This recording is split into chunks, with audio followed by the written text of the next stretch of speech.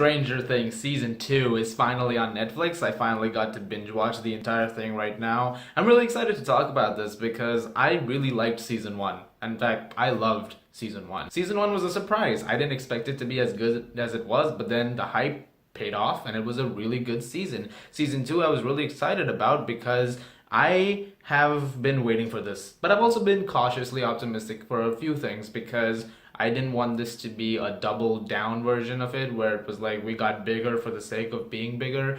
Many science fiction related media have done that with their sequels, and so I was worried. I'm gonna cut right to the chase. I love this season. I really love this season. I think it's about on par with the first season. In fact, I think it arguably might be better than the first season. There are not too many flaws with this one. Actually, there's one minor flaw. I'll talk about that at the end of the review, but for now, let's just talk about every single thing this season gets right. From the fact that it's a slow build. I actually thought that it was a pretty good idea to do that because they didn't try to rush into things. The show takes its time really developing how characters are right now because we are now a year in since the incidents in the first season. Things have changed, the characters have changed. There are new characters that exist now, like Mad Max and Bob, who is Joyce's new boyfriend. All of these new characters have to get proper introductions and you need to know who they are so that you can care for them when shit hits the fan.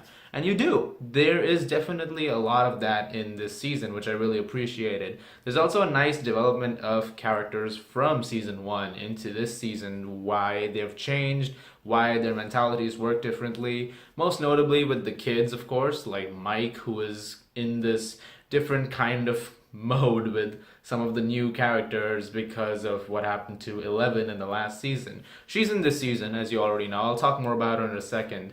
But his character development I thought was really great. Even with characters like Dustin and Lucas and of course Will, we got to new places with each of these characters. There's a lot of attention that's particularly given to Dustin and Lucas, which I really appreciated because they're two characters who I really liked in season 1. You get a lot more of them in this season, which I really liked. Max, this new girl on the block, she's really interesting. She has an interesting past to her that we know about as the season goes on, which I really liked. And she had a great dynamic with the rest of the group as the season continued.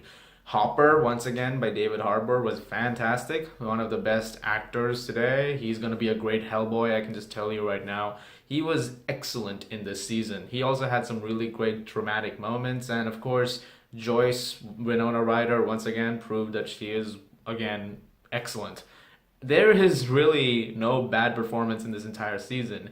The best performance, however, of this season is easily Millie Bobby Brown. She's getting an Emmy for this. I hope to God. I really hope to God. She was phenomenal in this season. The way she has developed ever since the first season, because she's not the same kind of Eleven she was the first time. She's very different. There's a lot more to her, which is, in a way, evolved from season 1, which I thought was amazing. She's a more sophisticated kind of character in this one, and she knocked it out of the park with her performance. There's a scene in particular at one point, I think it was episode 4, that right there is, wow, that was award worthy. Aside from all of that, I mean, the visual effects in this one are a lot bigger than the first one. They're actually a lot better. There's a lot of great visuals in this. It's a beautifully shot season once again, and not one episode looked out of place. It was all well done. There's a great sense of mystery to the whole thing. It's constantly building because, like I said, we're not exactly in the same world anymore. Everything's evolved, and the characters are evolving as the season goes on. There's actually a great statement which was made by James Gunn, the director of Guardians of the Galaxy. He actually made a great statement on Twitter very recently about how sequels are supposed to evolve characters. They're not always supposed to be bigger or better. They're taking characters from one position that we saw them in last time and taking them to a different position. That's what this season does. And I keep going back to this. It's like, I like the fact that they did such a slow burn at points. And I really appreciated that. It really added to the mystery. It really added to the story about what's going on with Will and other people who were affected by the Upside Down. How Nancy is taking things because of Barb's disappearance. and her relationships with Steve as well as Jonathan.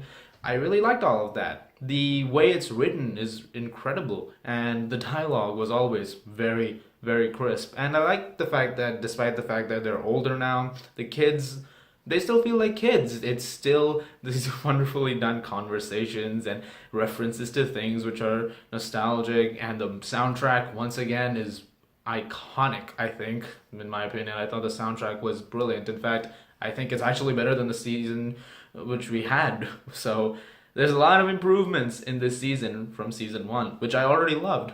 So I love this season even more, I would say. I don't want to go too much into spoilers about the plot, obviously, but I think this season really accomplishes very well exactly what I wanted to accomplish. And it did it in a very good way. It never tried to meander too much into other stuff. That also, however, leads me into my only flaw with this entire season, which is sometimes it does meander a bit. There's a few things going on over here. The plot does go back to certain things in certain characters' personal lives, and you do spend some time over there. There's one episode in particular, episode 7, where you look a lot into a connection with Eleven, and the episode is important, but at the same time, it was a bit meandering considering the fact that we were that late into the season. We were that far into it that this episode did feel a bit like, okay, but going back to that thing which was happening earlier, we really have to get back to that other very important thing. It didn't drag. It just felt like we were losing a core story at hand at that point. It went back to it eventually. It was just like this kind of a detour moment, which I felt like could have been a little left out. There's also a couple of CGI shots that were a couple of very, well, noticeable shots. That's not really the major flaw. It's just something I noticed. There's one shot in particular, it was like that's CGI. But aside from that, I mean, it's great. I really like the dynamics they created. There's a great dynamic also between Eleven and this other character. I'm not gonna go into who that is. You might know who it is. And that dynamic was very touching, and it had a really emotional payoff. By the end, I was actually tearing up a little bit. It was really beautifully done. And the relationship that they built up between Joyce and Will throughout this entire season was really sweet, and it was really heartwarming, and I really like what they did with the dynamics that they created for some of the characters in this one. This was actually a really emotionally satisfying season. It had pretty much everything that I wanted. It was funny, but it was also spooky at times. It was entertaining, it was thrilling, it had its moments of lightheartedness and its darker moments. This is a darker season than the first one. This one definitely gets more sinister. The performances, all of them were fantastic. I can't wait to see what else they have in store if they're going to make a season 3, which I'm pretty sure they are, because there is a possibility you're probably going to get that announcement very soon.